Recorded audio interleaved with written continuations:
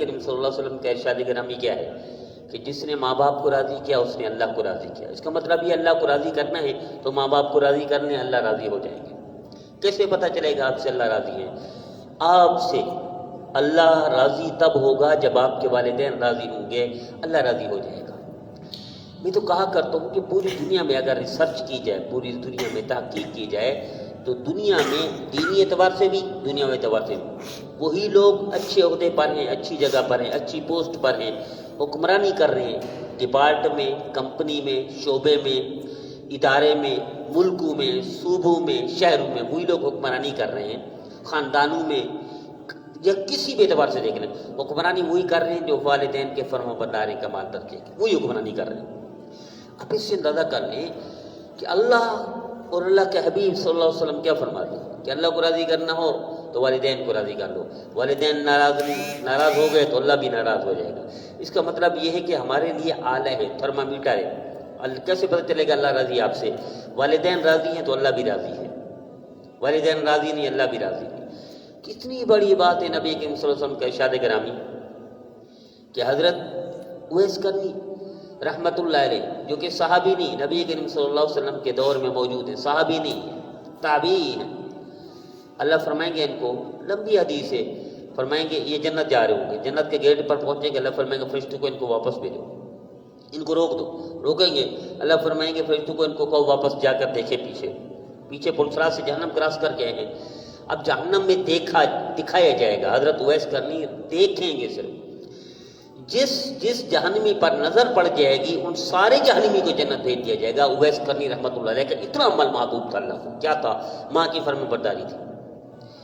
آج جو رلتے ہیں، نقصان اٹھاتے ہیں، پریشانیاں اٹھاتے ہیں، تکلیفیں برداشت کرتے ہیں، وہ کسی نہ کسی درجے میں والدین کے نافرمان ہوتے ہیں. تجربہ کر کے لیکن پوری دنیا کی تحقیق کر لیں، پوری دنیا میں دیکھ لیں، کسی نہ کسی درجے میں والدین کے جو نافرمان ہیں وہ پریشانی اٹھائیں گے. ممکن ہی نہیں ہے پریشانی نہ اٹھائیں. اور اللہ کے ہاں والدین کا اجر اتنا ہے کہ اللہ راضی تب ہوتے جب والدین راضی ہو.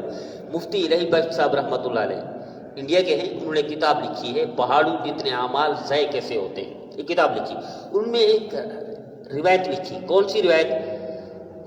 اسرائیلی روایت کے انہوں نے لکھی ہے، کسی کتاب کا حوالہ دیا ہے اسرائیلی روایت، اس میں اپنی کتاب میں لکھا ہے. وہ فرماتے ہیں موسیٰ علیہ السلام تشریف لے جا رہے تھے، صحرا سے گزرے، تھک گئے، تھکاوٹ ہوئی، چل نہیں سکتے تھے. اللہ سے درخواست کی اللہ میرے لیے سواری کا انتظام فرمائے. اللہ خود بھی کر سکتے تھے لیکن اللہ نے فرمایا جاؤ یہ پہاڑ ہے، پہاڑ کے نیچے غار ہے، اس غار میں بندہ بیٹھا ہوا ہے، اس کو کہو تمہارے لیے سواری کا انتظام کرے. وہاں جا کر اس کو کہا السلام علیکم ورحمۃ اللہ وبرکاتہ. ایک بابا جی بزرگ بیٹھے ہوئے تھے، عبادت کر رہے تھے، اللہ اللہ، اس دور کے اعتبار سے اللہ کر رہے تھے. ان کو کہا میرے لیے سواری کا انتظام کریں. وہ بزرگ حضرت مفتی الہی بخش صاحب رحمۃ اللہ علیہ لکھتے ہیں وہ باہر نکلے، وہ راہب تھے، اس دور کے راہب، عبادت گزار، متقی تھے. اس دور کا تقویٰ یہی تھا کہ تنہا جنگل میں چلے جاؤ، لوگوں سے کٹ کر اللہ کی یاد میں مشغول ہو جاؤ. اور آج ہمارے یہاں رہبانیت نہیں، آج لوگوں کے درمیان رہتے ہوئے اللہ کے حبیب صلی اللہ علیہ وسلم کی فرما برداری کریں گے تو وہ یہی دین ہے. ان کی تکلیفیں برداشت کریں گے، ان کے دکھ درد کو سہیں گے اور نبی کریم صلی اللہ علیہ وسلم کی فرما برداری کریں گے، یہ دین کا حکم ہے. اس دور میں ایسا نہیں تھا، اس دور میں اتنا رہنا پڑتا تھا. تو ان کو کہا میرے لیے سواری کا انتظام فرمائیں. ان کو نہیں بتایا کہ اللہ کا حکم ہے. وہ باہر نکلے. مفتی الہی بخش صاحب رحمۃ اللہ علیہ لکھتے ہیں جب وہ باہر نکلے اوپر بادل جا رہے تھے، بادلوں کو اشارہ کیا نیچے آ جاؤ، وہ نیچے آ جائے. اور موسیٰ علیہ السلام کو اب یہ پتہ نہیں کہ یہ نبی ہے. موسیٰ علیہ السلام کو حکم دیتے ہیں کہ آپ ان پر کھڑے ہو جائیں، یہ آپ کو پہنچا دیں گے جہاں آپ نے جانا ہے. وہ واقعی ایسا ہوا، بادلوں نے وہاں پہنچایا جہاں انہیں جانا تھا. اب جب واپس آئے، اس جگہ پر پہنچ کر واپس آئے تو مفتی صاحب لکھتے ہیں کہ اللہ سے درخواست کی یا اللہ، کوئی دور پر تشریف لے گئے، یا اللہ ماجرا کیا ہے؟ آپ خود بھی سواری کا انتظام کر سکتے تھے، آپ نے اس بابے کے پاس پہنچوایا اور اس نے ایسا کیا، اس کو یہ فضیلت، یہ سعادت، اس کو یہ رتبہ، یہ مرتبہ، یہ بلندی کیسے ملی؟ اللہ نے فرمایا ہے موسیٰ، یہ وہ بندہ ہے جس کے والدین اس دور میں بیمار تھے، اس نے سارے دوائیوں پر خرچ کر دیا، اپنا سارا تن من دھن لگا دیا، کچھ نہیں بچا.